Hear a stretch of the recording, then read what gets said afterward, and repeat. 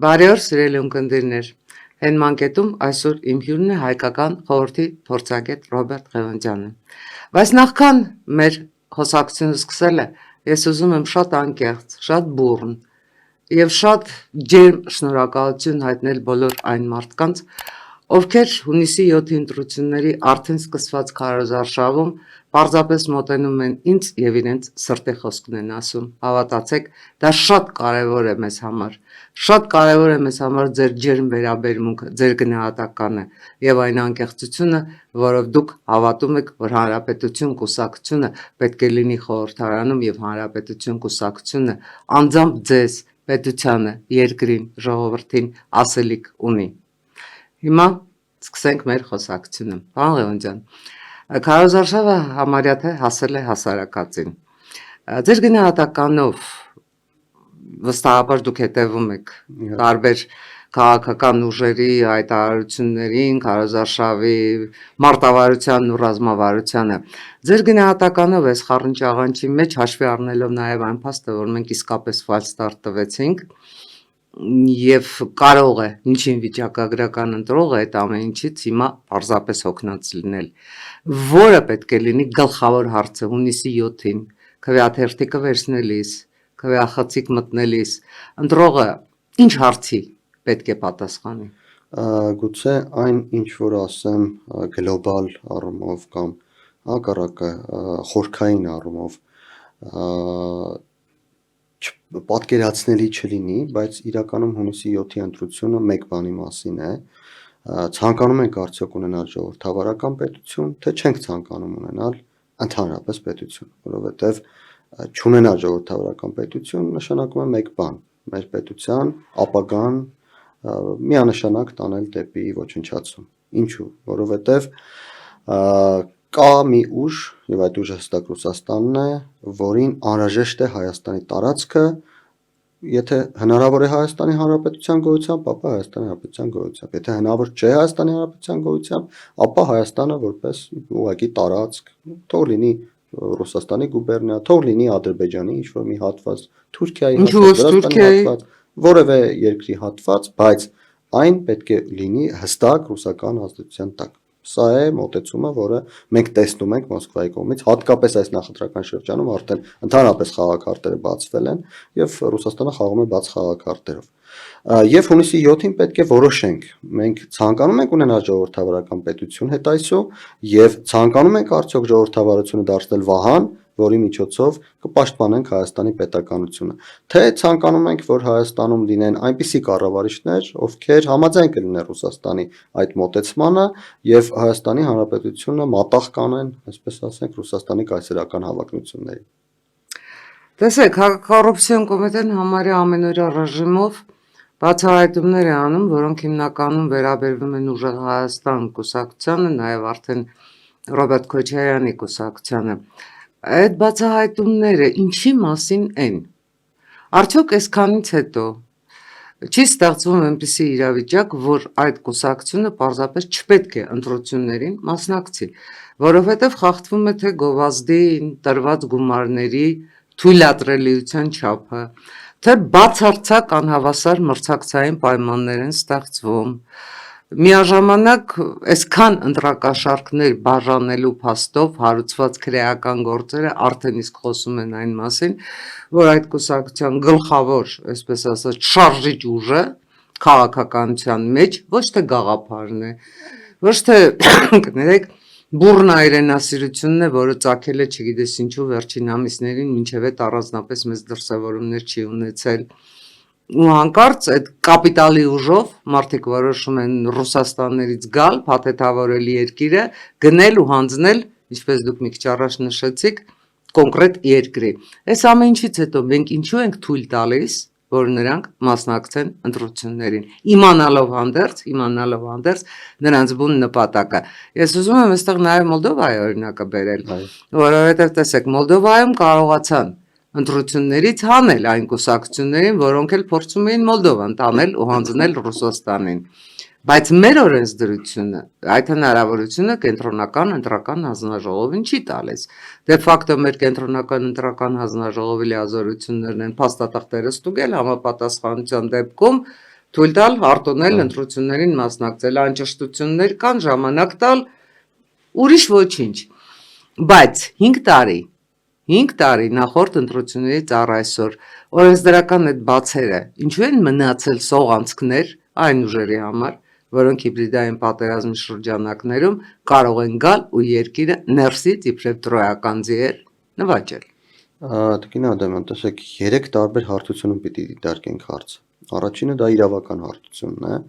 Կարծում եմ այստեղ ավելի ճիշտ կլինի, որ իրավաբանները խոսեն, եթե կան իսկապես օրենքի խախտումներ, եթե այդ օրենքի խախտումները հիմնավորվում են, հաստատվում են, դատանի վճիռներ կարող են լինել, շատ արագ կարող են դատական process-ներ լինել, ապա այո, համաձայն եմ, որ իրավական տեսանկյունից ճիշտ կլիներ, որ տվյալ քաղաքական ուժը չմասնակցեր ընտրություններին։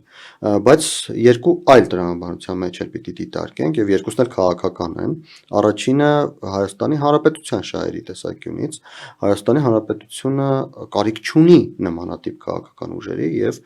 որպես Հայաստանի Հանրապետության քաղաքացի, որպես երկրի ապագայով մտահոգ մարդ, ես պիտի նշեմ, որ քաղաքական տրամաբանությունն այն է, որ նման քաղաքական ուժը պետք է ընդունելություն չունենար հասարակությունում, իսկ պետությունը պիտի պաշտպաներ մեզ, վահան դառնար նման քաղաքական ուժերի, նման տրոյական ձիերի, ինչպես դուք ասացիք իրավացիորեն, եւ ժողովրդի միջև, որպեսզի նրանք չկարողանային մտնել ժողովրդի մեջ, չկարողանային գայթակղել միամիտ մարդկանց ինչ-որ ֆինանսական մեծ միջոցներով, չկարողանային այդ միջոցները պատտել, չկարողանային, ինչպես վերջերս լսեցինք, ինչ-որ պրագոններով վախեցնել մարդկանց եւ այլն։ Եվ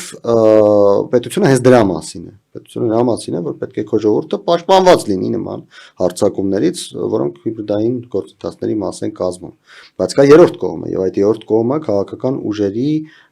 շահերն են։ Եվ այստեղ արդեն մենք բախվում ենք իրականության հետ։ Տեսեք, հստակ է, որ քաղաքացիական պայմանագիր կուսակցության համար լավագույն ընդդիմությունը դա ռուսամետ ընդդիմությունն է։ Քաղաքացիական պայմանագիր կուսակցությունը գուցե հաղթի, եթե ռուսամետ ընդդիմություն չլինի, բայց եթե ռուսամետ ընդդիմությունը կա, նրանք հաստատ հաղթում են։ Այսինքն Եվ կարող են գնալ 50+1-ի։ Ոչ միայն 50+1-ի, այսօր վարչապետը խոսում էր նաև 2/3 տանելու բավական հավանականության մասին, համադրական մեծամասնության, այսինքն եթե կա ինչ-որ մեկը ում դեմ կարելի է աշխատել եւ տանել 50+1 եւ փորձել համադրական մեծամասնություն ունենալ, ինչու նրան խաղից հանել։ Տեսեք, ինչպես է սա հիմնավորում նաև Մոլդովայի սցենարի բացառումը Հայաստանի Հանրապետությունում։ Մոլդովայում կային ռուսամետ քաղաքական ուժեր, ովքեր ունեին հետևորդներ եւ այդ հետևորդները ցանկանում էին, որ Ռուսաստանը գա Մոլդովա, պես պատկերավոր ասած։ Եվ նրանք գնալու էին ընտրելու էին նրանց խաղից հանելով այս մարդկանց ընտրությունների վրա որոշակի ազդեցություն եղավ, նրանք կամ ծրվեցին, կամ չգնացին ընտրության, կամ զայները տվեցին ավելի փոքր նշանակություն ունեցող քաղաքական ուժերի։ Մյուս կողմից կային մարդիկ, ովքեր ցանկանում էին, որ Մոլդովան գնա եվրոպական ուղղությամբ եւ գնացին այս զայնը տվեցին Սանդուին, ով խոստանում էր եվրոպական ճանապարհ Մոլդովայի համար։ Փաստացի ընտրություններ էին հանուն Ռուսաստանի կամ հանուն Եվրոպայի, ստացվում է այսպես։ Եվ այստեղ Ռուսաստանի մասնակցությունը նվազեցնելով Եվրոպայի մասնակցությունը ավելացավ։ Տեսեք, մենք խոսում ենք քաղաքական ուժի նախապատվության, քաղաքական ուժի շահերի մասին, ինչը տվյալ դեպքում համընկավ նաև Մոլդովայի պետական շահերի հետ։ Հայաստանի Հանրապետությունում իրավիճակը բացարձակապես այլ է։ Հայաստանի Հանրապետությունում մարդիկ ոչ թե ցանկանում են, որ Ռուսաստանը գա, այլ մարդիկ ցանկանում են, որ Նիկոլ Փաշինյանը գնա։ Եվ այդ պատճառով այդ մարդիկ գնում են եւ ընտրում են այն քաղաքական ուժին, որը ըստ նրանց ամենահավանականն է, որ կարող է այնպես անել, որ Նիկոլ Փաշինյանը գնա։ Անկախ նրանից նրա հետո Ռուսաստանն է կանգնած, դեռ Ռուսաստանը կանգնած չի։ Ու մարդկանց մի մեծ խոշոր խմբի մասին եմ ես խոսում։ Մյուս թևում մարդիկ են այս երկրորդ թևում կրկնակիից ավելի շատ մարդիկ են, քան առաջին թևի մարդիկ, ովքեր որևէ կերպ չեն ցանկանում, որ Ռուսաստանը գա։ Եվ նրանք էլ գնում են քվեարկում են Նիկոլ Փաշինյանին, որովհետև նրանց կարծիքով Նիկոլ Փաշինյանը այն երաշխիքն է կամ այն ամենակարևոր ուժն է, որը հնարավորություն չի տալիս, որ Ռուսաստանը գա։ Այսինքն տեսեք, այստեղ Հայաստանում ընտրությունը ընդդեմ է ի տարբերություն Մոլդովայի։ Եվ այստեղ ռուսամետ ուժերին հանելով Նիկոլ Փաշինյանը ձայներ է կորցնելու, որովհետև եթե չկա այդ վտանգը, մարդկանց մի հատվածը Նիկոլ Փաշինյանը չի ընտրելու։ Գնալու է ընտրելու է Հանրապետություն կուսակցությանը, հանուն Հանրապետությանը, չգիտեմ, շնորհապետական ինչ որ մի ուրիշին, բայց ոչ Նիկոլ Փաշինյանի կամ քաղաքացիական։ Այսինքն այստեղ մենք ունենք կուսակցական եւ պետական շահերի բախում։ Այստեղ մենք ունենք, տեսեք, դրա համար տարբերությունը բերեցի։ Մոլդովայում դեռ համընկան այդ շահերը։ Հայաստանի դեպքում այդ շահերը չհամընկան եւ դրա պատճառով ես կարծում եմ շատ քիչ է հավանական, նույնիսկ 0-ին մոտ է հավանականությունը, որ կարող է չթույլատրվի ռուսամետ քաղաքական ուժերի մասնակցել։ Ամենայն դեպս Հանրապետություն կուսակցությունը դերևս դաշտում առաջինն էր, որ այդ խնդիրը բարձրացրեց, Ու մենք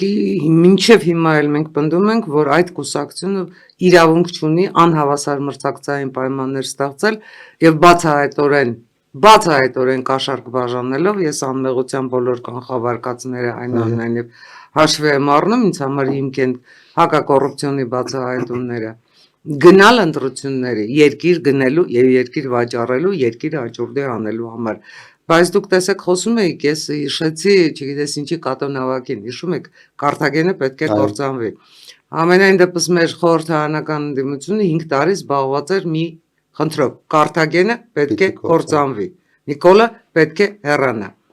Կարթագենը ի վերջո կործանվեց, բայց Կարթագենը երբ կործանվեց, երբ Հանիբալը հարձակվեց Հռոմի վրա, Սցիպիոն Աֆրիկացին գնաց ու հարձակվեց Կարթագենի վրա։ Հիմա եթե այդ պատմական օրինաչափությունները գործում են, իսկ մենք այնուամենայնիվ բազում օրինակներ կարող ենք համատեղ բերել, որ պատմությունը շատ հաճախ կրկնվում է, փոխվում են անուններն ու փոխվում են ժամանակները։ Հիմա ինչ իմաստ ունի կործանել Կարթագենը։ Ես ուզում եմ դա հասկանամ, որովհետև հա Սցիպիոնը գնաց, Կարթագենը կործանեց, տեղում աղցանեցին, իսկ հետո գնացին ու հռոմեացիները նույն այդ Կարթագենը վերակառուցեցին։ Անշուշտ ձեր հարցին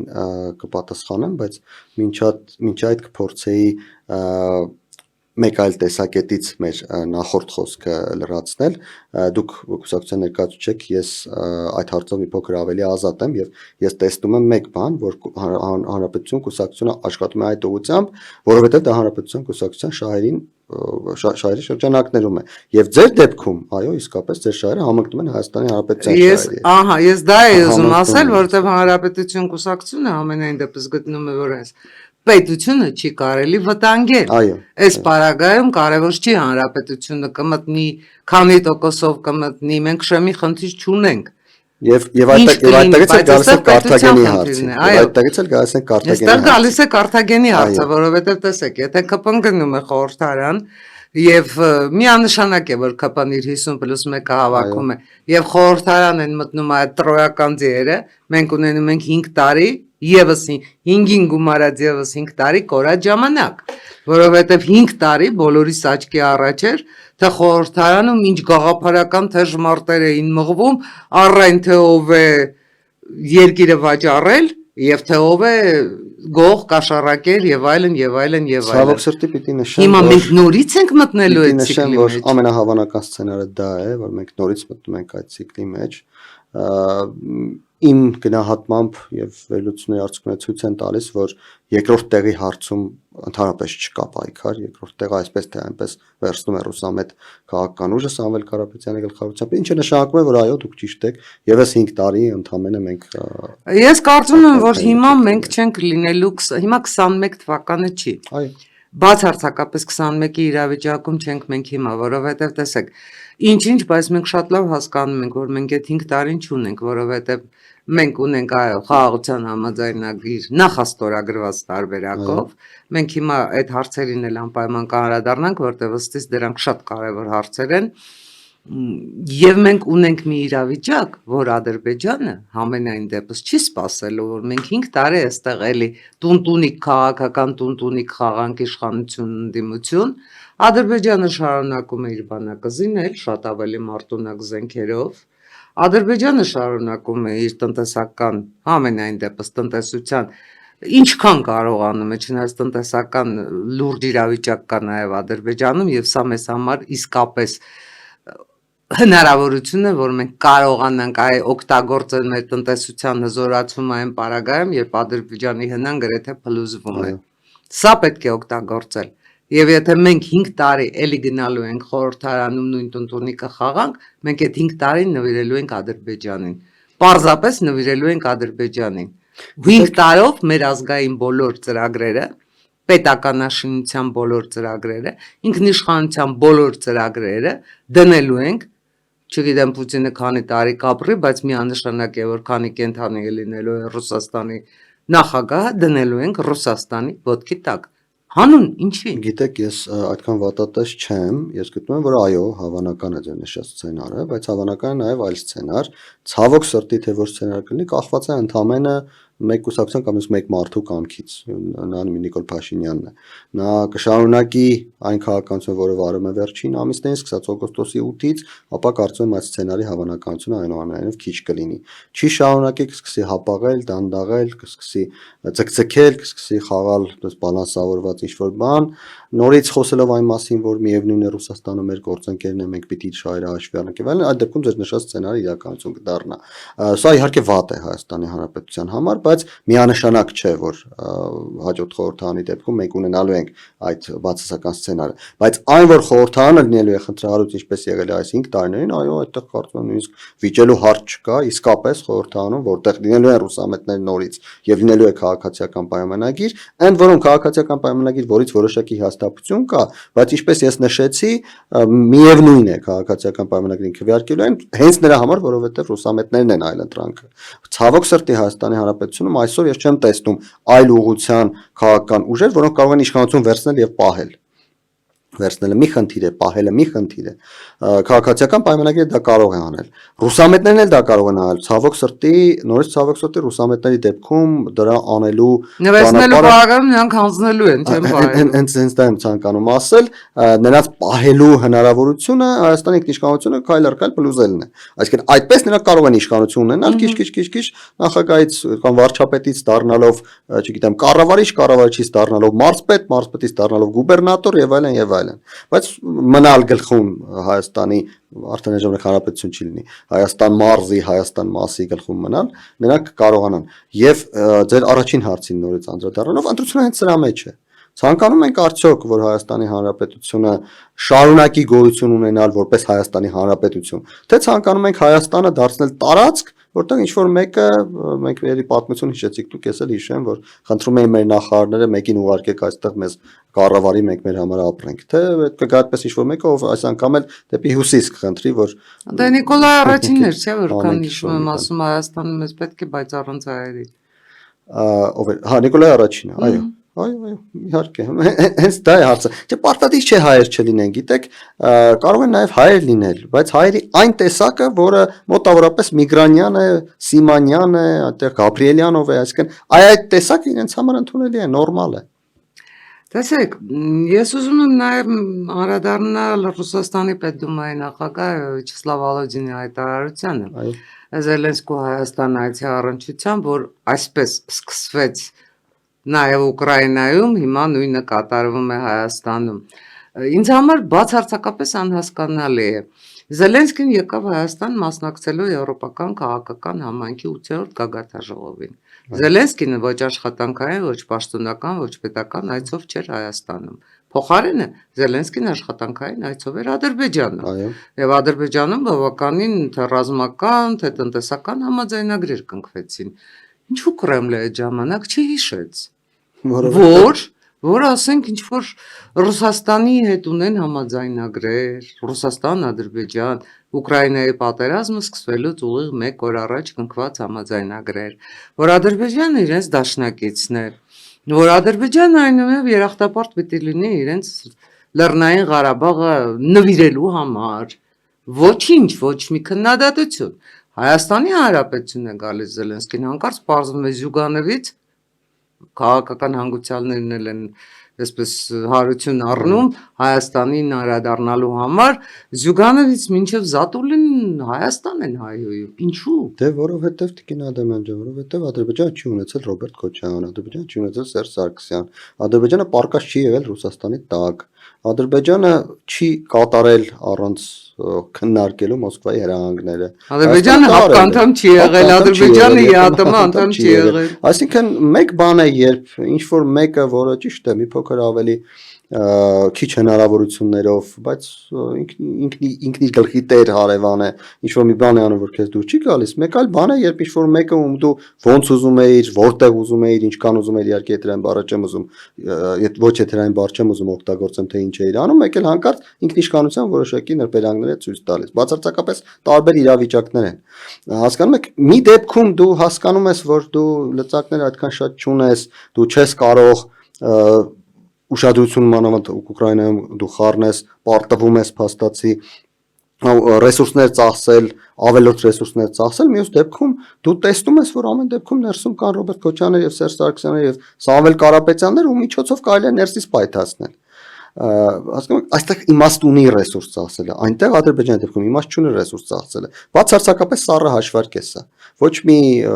չգիտեմ, վերաբերմունքի հարց չէ, հոգեբանության հարց չէ։ Հաշվարկ է Հայաստանի նկատմամբ ռեսուրս ծախսելով հնարավոր է ինչ-որ բան անել Հայաստանի ներսում, մեկ էլ տեսար ստացվի իշխանություն փոխել, մեկ էլ տեսար ստացվի Հայաստանի ազդեցությունը հետ բերեն, մեկ էլ տեսար ստացվի Հայաստանի միջոցով տարածաշրջանում նորից կարողանան հարցեր լուծել։ Ադրբեջանի դեպքում դա անիմաստ է, ոչ մի կերպ դա չի ստացվելու, առավել ևս քանի դեռ Իլհամ Ալիևը կենթանի է, դուք ասացիք քանի դեռ Պուտինը կենթանի է, կարծում եմ այնտեղ տարիքների այնքան տարբերություն կա, որ մեծ հավանականությամբ Իլհամ Ալիևի կենթանի չլինելը Պուտինը չի տեսնելու։ Տեսեք, այս ընթացքում Եվրահանձնաժողովը վիզաների ազատականացման զեկույց հրապարակեց։ Այո։ Ձեր կարծիքով մենք իսկապես, եթե Հայաստանի Հանրապետությունը վերջապես իր բոլոր պարտավորությունները կատարի ժամանակին,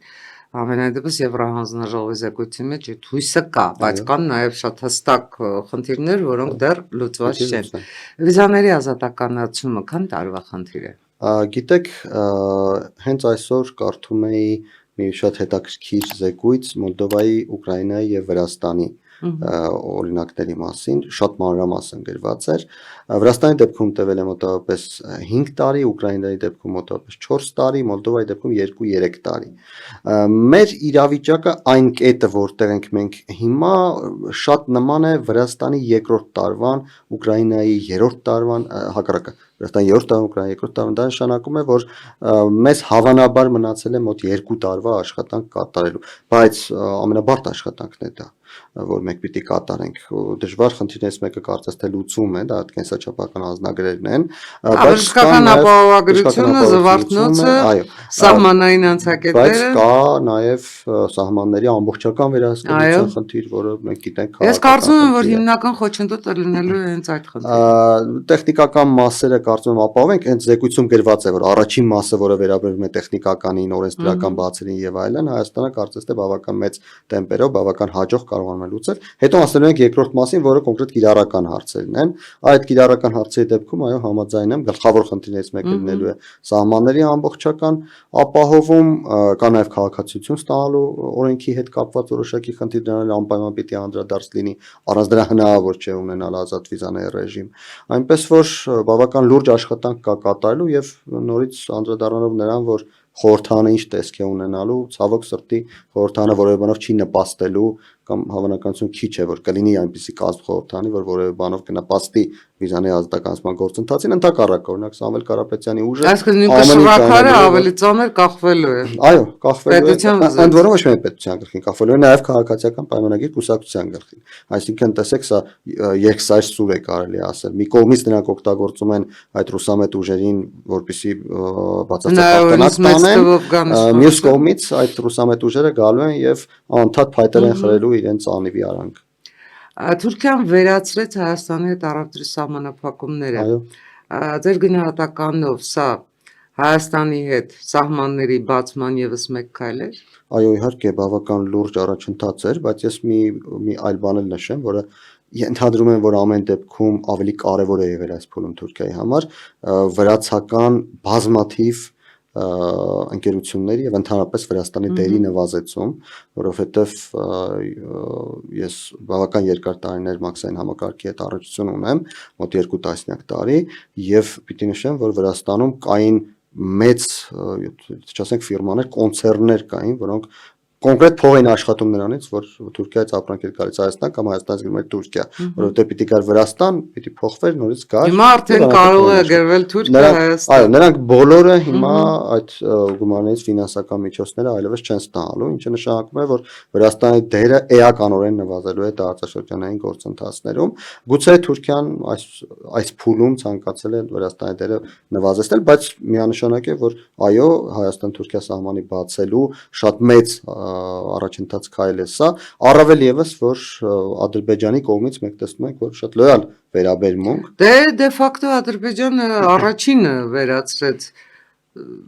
ապրանքների տարանցման արգելքը, տարանցումը դեպի Հայաստան, վերացրեց, բայց հիմա Թուրքիան չի կարելի ասել, որ Ադրբեջանի հետևից է գնում, Ադրբեջանի արածն է անում, որովհետև ի վերջո Թուրքիայից մենք ստանում ենք թեկուզ այդպես անցումով, իսկ Ադրբեջանից ոչ մի կերպ չէինք ստանում ապրանքներ, բայց մյուս կողմից էլ միանշանակ է, որ Թուրքիան սպասում է Ադրբեջանի դրական վերաբերմունքին կամ գոնե չեզոք վերաբերմունքին, որ սահմանը բացի։ Ընդ որում Երևանյան երկխոսության ժամանակ Սերդար Քլիչը հենց սա էլ ասաց, կարելի ասել, ոչ այդպես ուղիղ տեքստով, բայց ասած է հենց դա էր շատ տապացիկ ակնարկով, որ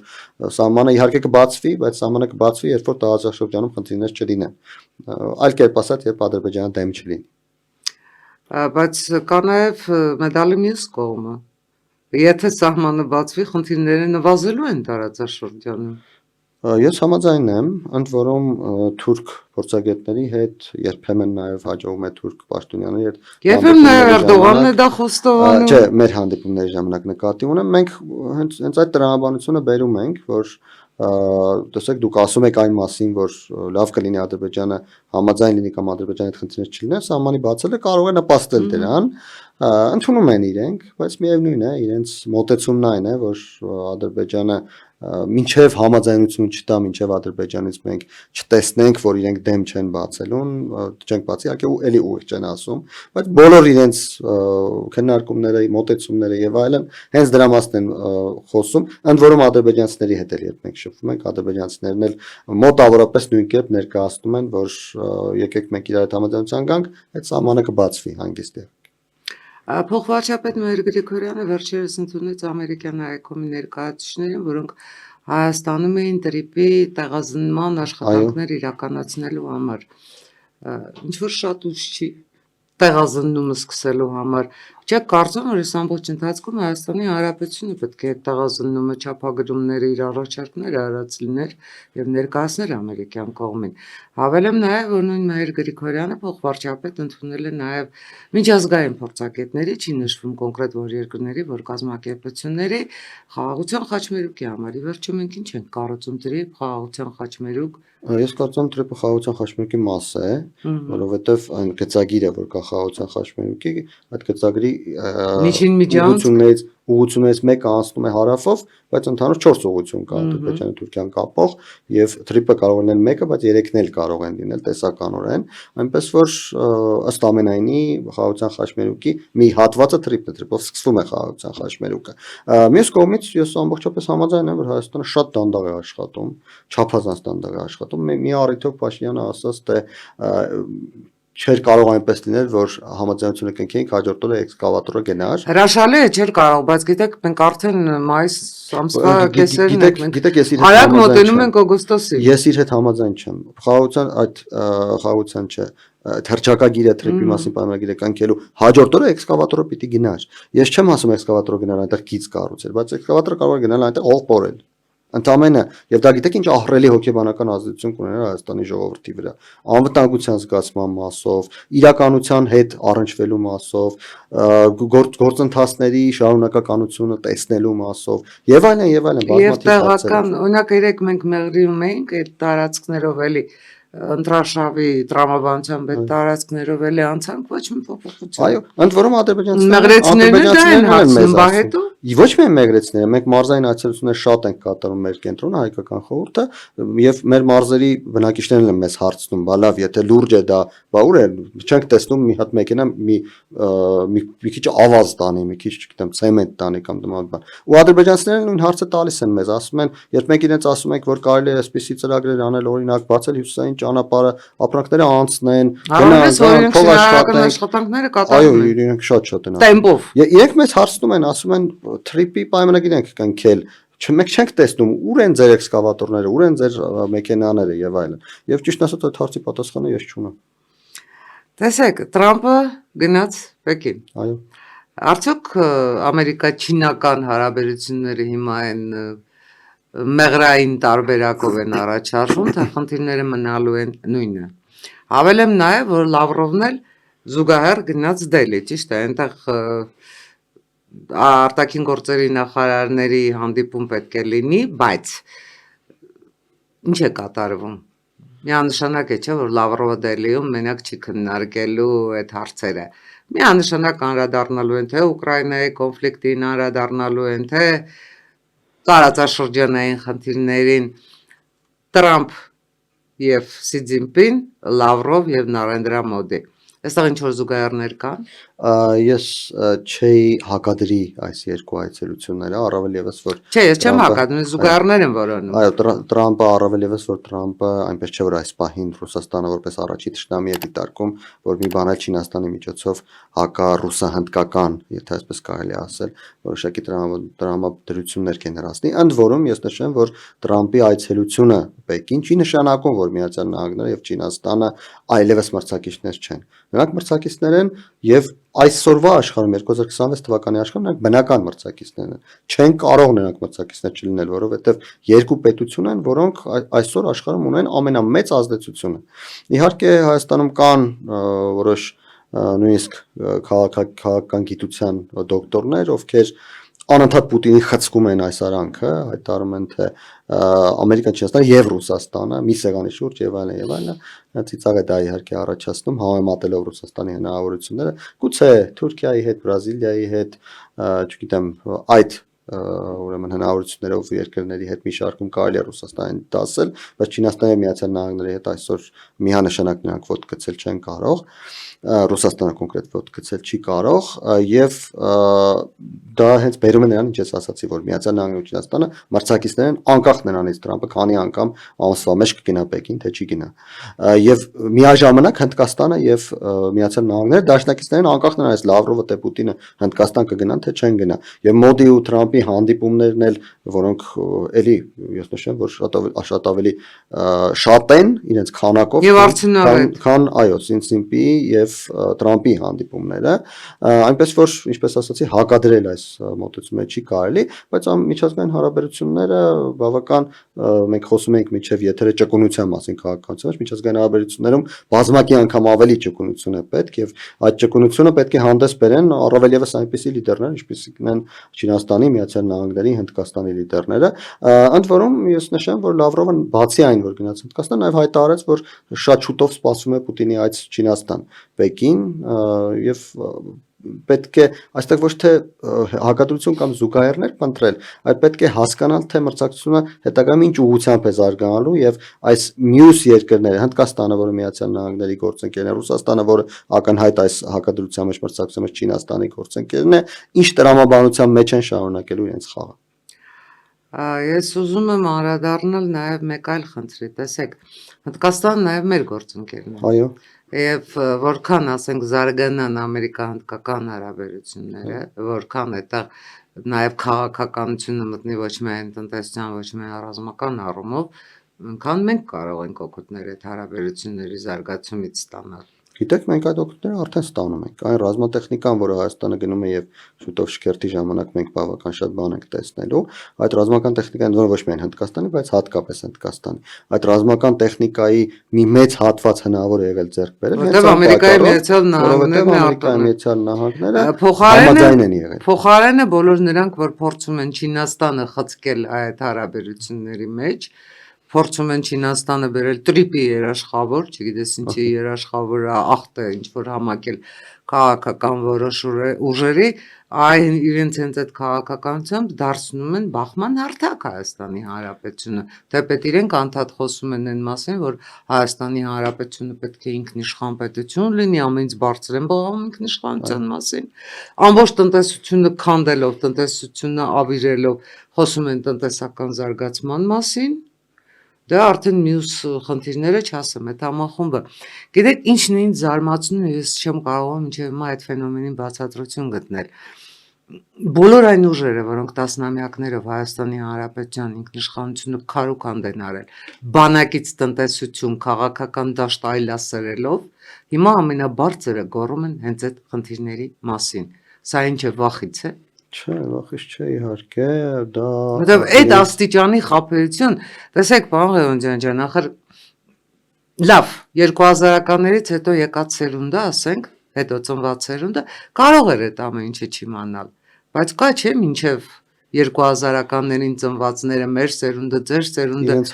հասարակական ամնեզիա չի կատարվել, մենք բոլորս ամեն ինչ տեսել ենք, բոլորս ամեն ինչ շատ լավ հիշում ենք, բոլորս ամեն ինչ շատ լավ գիտենք։ Հիմա ինչու պիտի մենք մեզ խաբենք, իրենք խաբում են լավ, Մենք մեզ ինչու պիտի խաբենք։ Գիտեք, խնդիրը հետևյալն է, կան մարդիկ, ովքեր կարծում են, որ հնարավոր է որոշակի տեխնոլոգիաների միջոցով եւ որոշակի գումարներ ծախսելով ամեն ինչ ստանալ։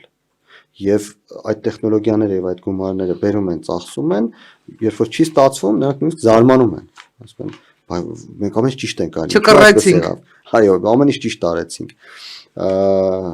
Այն օրը օրինակ Ռոբերտ Քոչյանը խոսում էր, որ իրենք ընկել են, Պարքև Սրբազանն է կնքել, Գանձասարում է կնքել եւ այլն։ Տեսեք, փորձ է սա հենց այդ տեխնոլոգիաները օգտագործել։ Պարքև Սրբազան, Գանձասար, Արցախ, ինչ է անում, օրինակ ռուսամետ քաղաքական թևը Հայաստանում անընդհատ խոսում է Արցախի մասին, Մասիսի մասին, փորձում է էմոցիոնալ ազդեցություն գործել ամենափոքր բաների վերաբերյալ։ Հայաստանում վթար է լինում, առաջին իրենք են այդ վթարի մասին խոսում,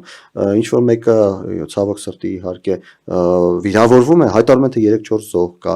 անընդհատ այդ էմոցիոնալ կետերին սեղմելով Ի վերջո պատերազմի զոհերի թիվը այդպես զոհերի թիվը անհավանական մեծացնելը ինչ ավելի լավ էր, որ այդքան հնարավորինս շատ առաջացնել անորոշություններ, այդ անորոշությունների դաշտի վրա, տեսեք դուք եք ասում 2000-ականից հետո ծնվածների սերունդ կա, որը չի տեսել օրինակ Քոչարյանի կառավարման ժամանակաշրջանը, չգիտի թե ինչու են սպանվել Հենրիկ Աբրահամյանը կամ Վարամ Խորխորունին, չգիտի այդ մարդկանց անունները, ես օրինակ լսանում, երբ Արցախի առաջին նախագահ Երկի Արթուր Մկրտչյանը, երբ ես լսանում ուսանողներին, ովքեր 2000-ականներին են ծնվել, նման անուններ եմ տալիս, նրանց համար դա չինարային հավասար բան է, չեն լսել այդպիսի բան։ Եվ էմոցիաները օգտագործելով կարելի է այդ մարդկանց մոտ որոշակի տրամադրություններ իրենց նկատմամբ ձևավորել։ Տեսեք, դուք խոսում եք մեր սերնդի, ձեր սերնդի մասին, բայց մեր սերունդը կարելի է ասել հիմա տոկոսային հարաբերությամբ անընդհատ նվազում է, 2000-ականների սերունդը ավելանում է։ Բնական պատճառներով բնականաբար եւ հենց նրանց հաշվարկն էլ հենց դրա վրա է որ տեխնոլոգիաները օգտագործենք, փորձենք զգայունություն առաջացնել, հատկապես այն մարդիկ, ովքեր շատ բան չգիտեն, այդ մարդկանց մոտ դա կաշխատի։ Ու այդ մարդկանց բոլորին վաճառենք Տիտանիկի տոմս։ Դարձան ինձ չի հետաքրքրում։ Տեսեք, ես ցանկանում զուգահեռ անցկացնել այն մարդկանց հետ, ովքեր բռնվում են այս կոռուպցիոն սկանդալների հետ կապված, չէ՞։ Այդ մարդկանց հետևից որևէ մեկը գնում է։ Ոչ ոք չենք լսում այն դատապաշտպանների թիմ կա, փաստաբանների թիմ կա, որ վազում են այստեղ այնտեղ, որ պաշտպանեն ընդդիմադիրներին։ Այս բռնվածների հետևից որևէ մեկը չի գնում, որովհետև սրանք արդեն, տեսեք, դուք ասում եք վաճառել են Տիտանիկի տոմս, արդեն խորտակվեն, չեն խորտակվի, ինձ համար միևնույն է։ Կարևորը իրենք իրենց այդ մի քանի տոկոսը կարողանան հավաքագրել։ Տեսեք, Ռոբերտ Քոչարյանը արդյունքում ասում էր, եթե Նիկոլ Փաշինյանը ընտրվեց, մեր ապագան լինելու է Արևմտյան Ադրբեջանը։ Զարմանալի զուգադիպությամբ այդ մասին խոսում են միայն Կրեմլի վկաները եւ ադրբեջանցիները մեկ-մեկ, ավելի քիչ կան Կրեմլի վկաները այստեղ։ Քիչ էր Արցախ կորցնելը։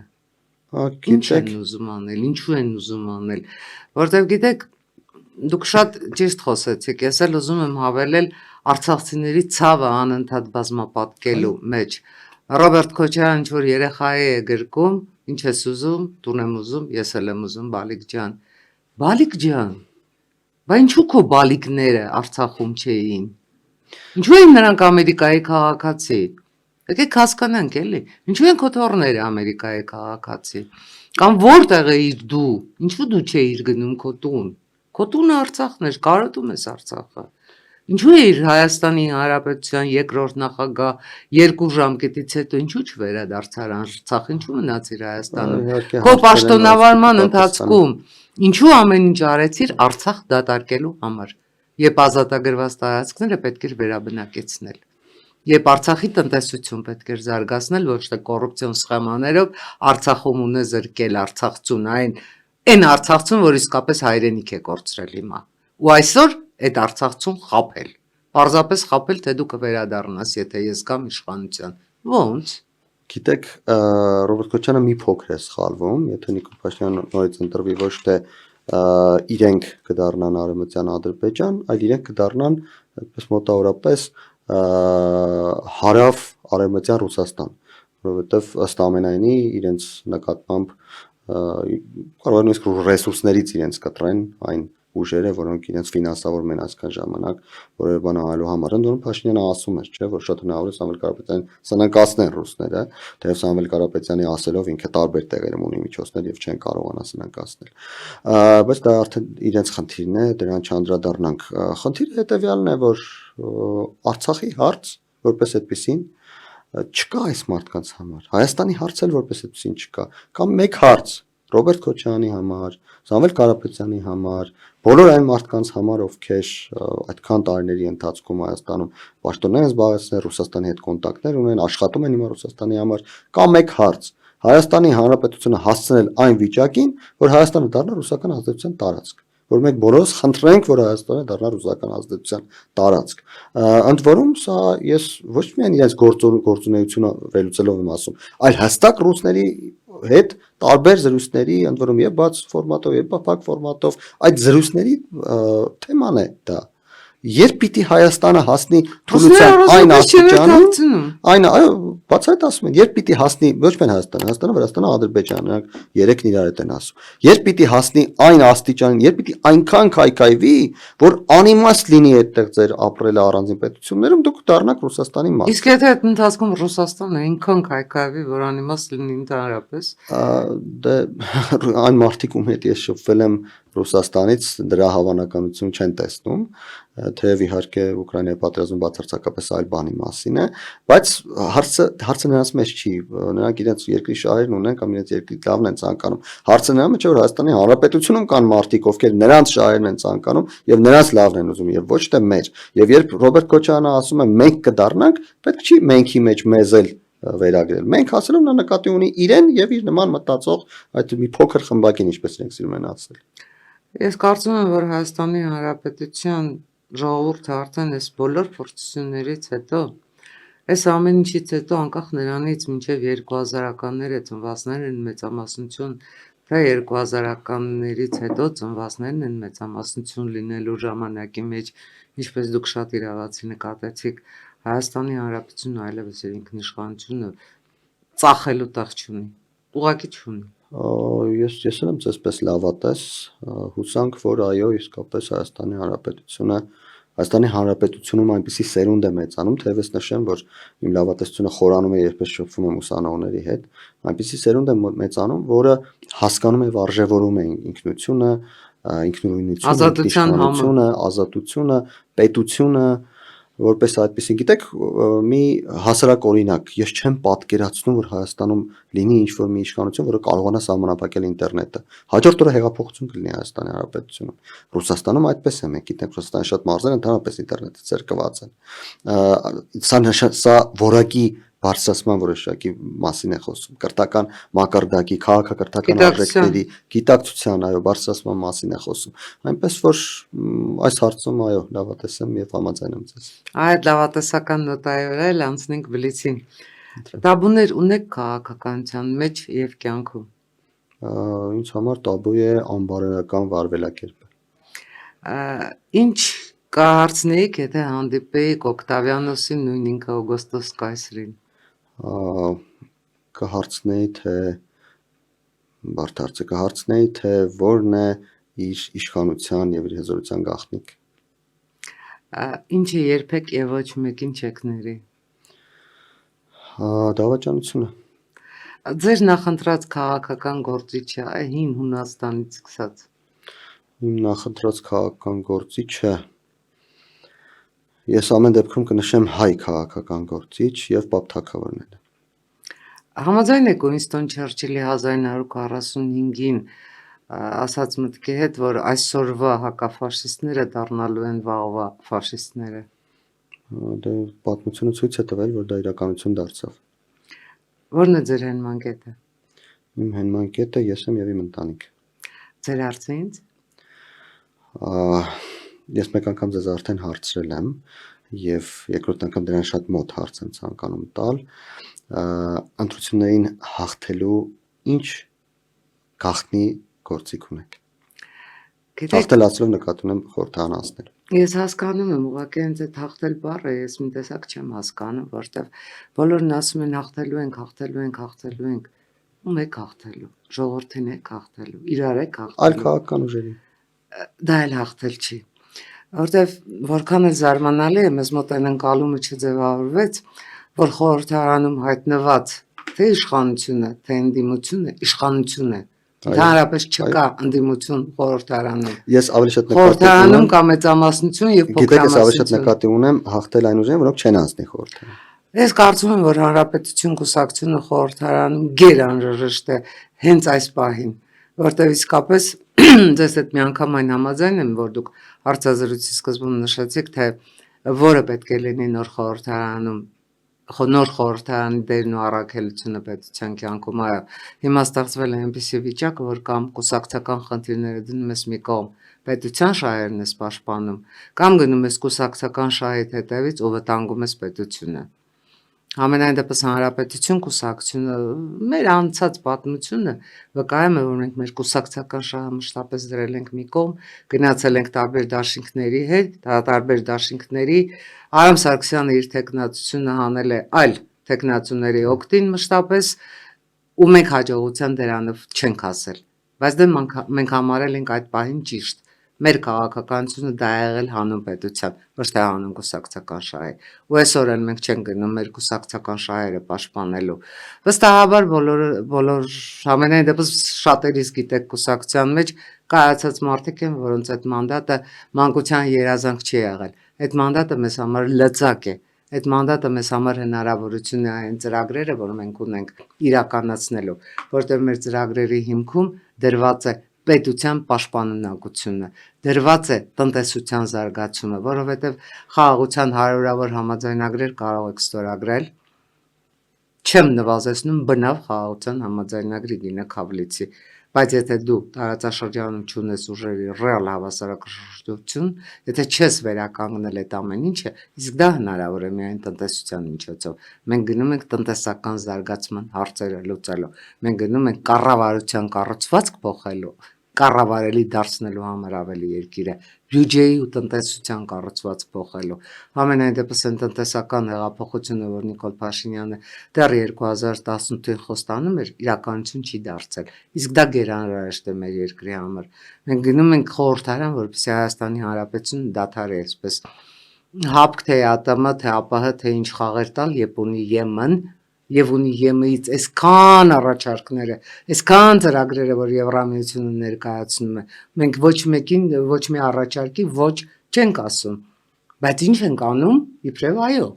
Եկեք դա էլ հասկանանք։ Մենք կորցնում ենք գերկարևորը, մենք կորցնում ենք ժամանակը։ Այն մեզ համար, մեր կուսակցության համար գերկարևոր է այն ժամանակը, որ մենք կորցնում ենք, Ադրբեջանը չգտնի։ Մենք ուզում ենք այդ հնարավորությունը ստեղծել ժողովրդի համար, այդ հնարավորությունը ստեղծել պետության համար, որտեղ մեզ համար իսկապես այս հայրենիքը հնարավոր չի վաճառքի հանել։ Այս հայրենիքը մեզ համար եռաբլուրն է։ Այս հայրենիքը մեր համար են երեխաներն են, որ գուցե հենց հիմա այս մեր հոսակցության պահին ծնվեցին, ու ապագան իրենցն է։ Հաջողություն։ Շնորհակալ եմ։ Սիրելի ունկնդիրներ, այն մանկետում առանց չափազանցության այսօր մեր հայրենիքի բոլոր այն խնդիրները, որոնք մեզ համար կենսական են եւ որոնց համար մենք պատասխանատու ենք։ Ու պետք չի ասել իմ ձայնը ոչինչ չի որոշում, ես հիասթափված եմ բոլորից, ես բոլորին դեմ եմ։ Ոչ, դուք դեմ չեք կարող լինել ձեր երկրին։